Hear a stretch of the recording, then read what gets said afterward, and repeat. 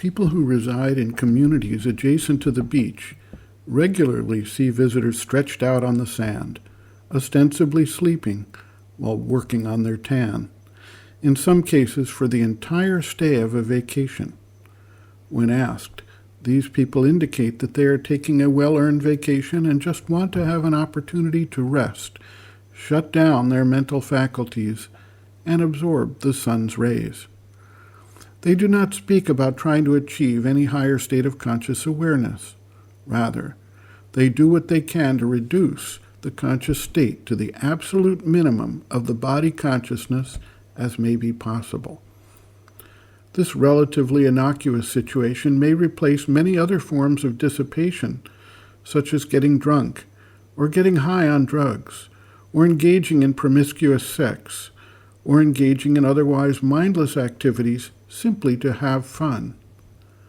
Then there is the consumption of mass media, whether television, motion pictures, or social media on the internet, and the engagement in various forms of behavior that waste time and focus, such as having arguments on the internet, or using social media to demean or belittle others for something in their appearance or lifestyle.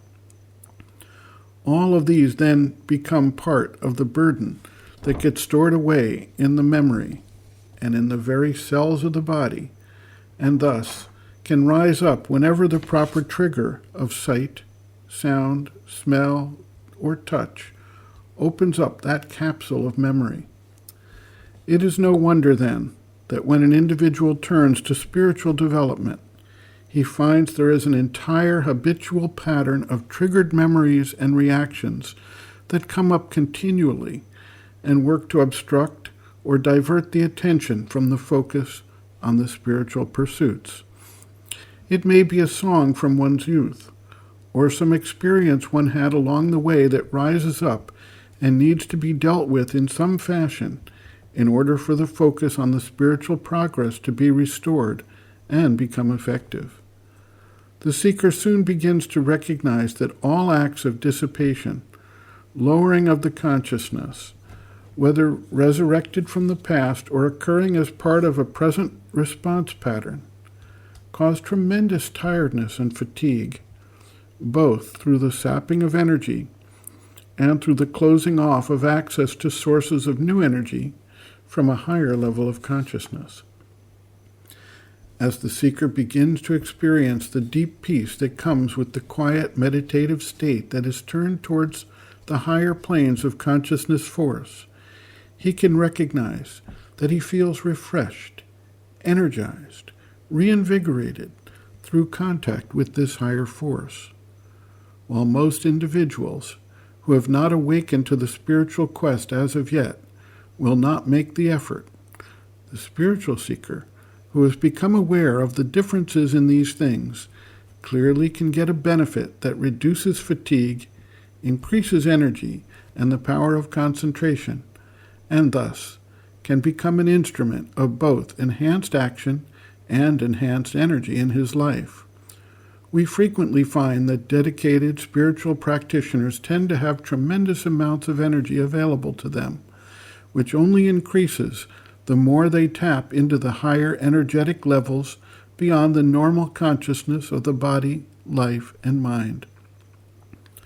The mother writes, quote, "What does that relaxation mean for most men? It means always coming down to a lower level. They do not know that for a true relaxation one must rise 1 degree higher, one must rise above oneself. If one goes down, it adds to one's fatigue and brings a stupefaction. Besides, each time one comes down, one increases the load of the subconscient, this huge subconscient load which one must clean and clean if one wants to mount, and which is like fetters on the feet. It is not by sinking below oneself that one removes fatigue. One must climb the ladder, and there one has true rest, because one has the inner peace, the light, the universal energy. And little by little, one puts oneself in touch with the truth, which is the very reason of one's existence. If you contact that definitively, it removes completely all fatigue. End quote. Reference: Sri Aurobindo and the Mother, Looking from Within, Chapter 3, Action and Work, pages 67 to 68.